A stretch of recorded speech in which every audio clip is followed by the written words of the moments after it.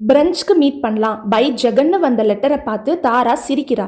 அதுக்கு கௌஷி, சீரியஸாகவே உனக்கு ஜெகனை பிடிச்சிருக்கா தாரா? எனக்கு என்னவோ நீ உன் பாஸ்ட்டை மறக்கிறதுக்காக அப்படி சொல்கிறியோன்னு தோணுது அப்படின்னு கேட்குறா. அதுக்கு தாரா, ஜெகன் ரொம்ப நல்லவன், எப்பவுமே எனக்காக இருந்திருக்கான். லைப்ரரியில் நான் பார்த்த பையன் ஜெகன் தான், என்னுடைய ஃபேரிடெயில். அண்ட் ஜெகனுக்கு ஒரு சான்ஸ் கொடுக்கலான்னு நினைக்கிறேன்.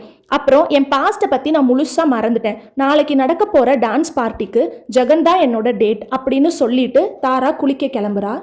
அப்புறம் தாரா ஜெகனை பார்க்கறதுக்காக ரெஸ்டாரண்ட்டுக்கு கிளம்புறா. அங்க ஜெகன் ஒரு புக் படிச்சுட்டு இருக்கான். தாராவை பார்த்ததும் கரெக்ட் டைமுக்கு வந்துட்ட அப்படின்னு சொல்றான். தாரா அதுக்கு, நீ என்ன புக் படிச்சுட்டு இருக்க அப்படின்னு கேட்குறா.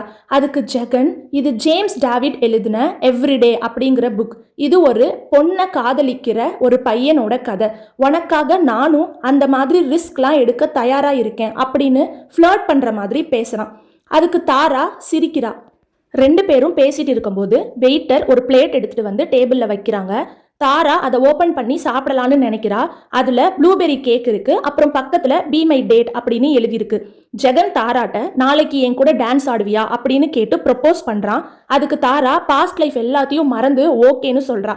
அப்புறம் ஜெகன் ஹாப்பி ஆயிட்டு, நீ நாளைக்கு நடக்க போகிற பார்ட்டியில் மாஸ்க் போட்டிருந்தாலும் உன்னை நான் ஈஸியாக கண்டுபிடிச்சிருவேன் அப்படின்னு சொல்கிறான். தாரா அதுக்கு சரி பார்க்கலாம் அப்படின்னு சொல்கிறா.